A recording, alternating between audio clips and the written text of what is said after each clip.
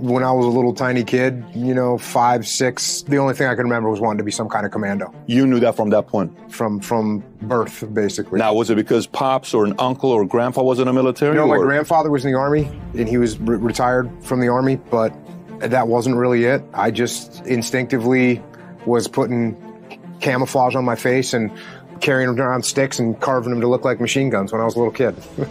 For no reason. So that's just kind of, now, are you from a big family? Do you have siblings? Two sisters.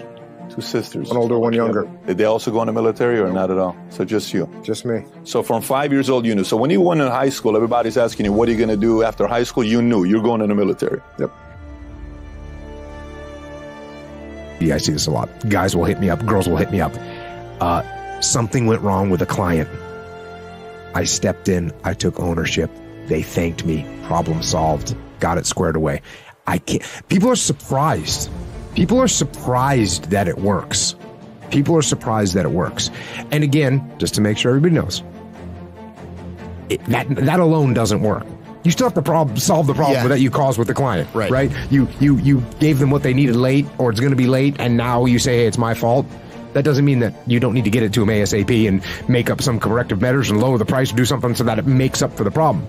But the worst thing you can say is, well, you didn't specify exactly what you wanted in the order, and therefore we couldn't get you what you wanted on time. Yeah. Okay, we're never coming back for business again, and we're angry this whole time, and I'm going to short you money when we pay you anyways, if I pay you at all. The next time you get into a situation and you write down, or you take the excuses and the reasons that you come up with, look at them, and then figure out how those things were actually your fault, and or how you could have prevented them. Because a lot of times it's like, here's one. Hey boss, we didn't get the mission accomplished because the weather rolled in and we couldn't launch on the mission. That's the problem. Now, we all know that we don't control the weather. So you write the problem down. We failed the mission because we didn't control the weather. We can't control the weather. That's why we failed the mission. That's my excuse. That's a logical reason. That's a legitimate excuse. But don't use it. What you do is you say, what could I have done to have controlled the weather? Okay, wait. I can't control the weather. What could I have done? I could have come up with a contingency plan. We could have staged in a better place. So then you go to the boss and you say, look, boss, here's what happened. The weather went south really bad. That was a problem, but it's a problem that I should have done a better job taking care of. What I should have done was I should have had a contingency plan. I should have staged closer to the target area, that I could have taken vehicles instead of helicopters.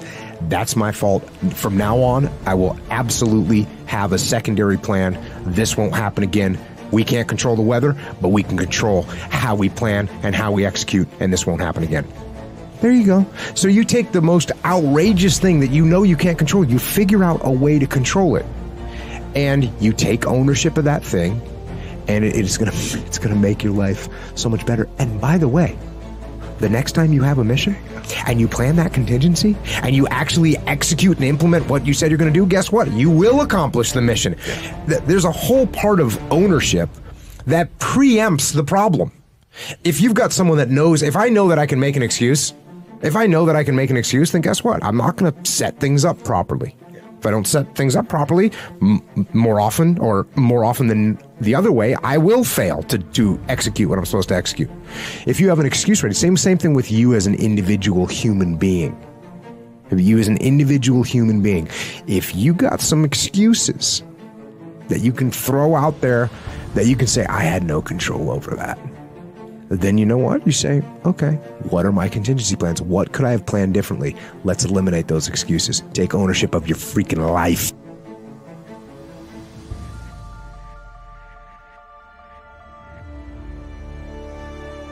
It's not easy to identify the enemy in combat, in war. So what you have to do is you have to control what you can control.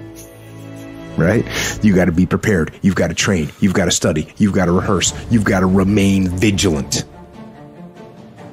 You've got to maintain discipline in everything you do so that when the enemy does reveal itself, you have the ability to outthink it, to maneuver to outfight the enemy. And it's actually the same thing in business, right? The enemy can be hard to identify. Your competitors aren't broadcasting their next move.